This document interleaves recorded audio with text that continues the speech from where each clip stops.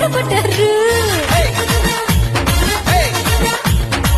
బాబనే పక్కన పుట్టే ఎవరు చూస్తారు, ఇంకేమని వస్తారు, ఊరు వడ అల్లరి చేస్తే తన్నులు తింటారు.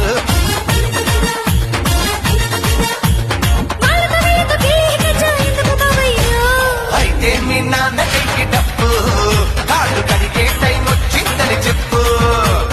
అయితే మీ నాన్న కైకి డప్పు, కాళ్ళు కడిగే టైం వచ్చిందని చెప్పు. చెప్పు ఆ పిల్లు పిల్లు మరదలు పిల్లు, ఊరిపై తమ్ముల పాకు తోటకొస్తావా?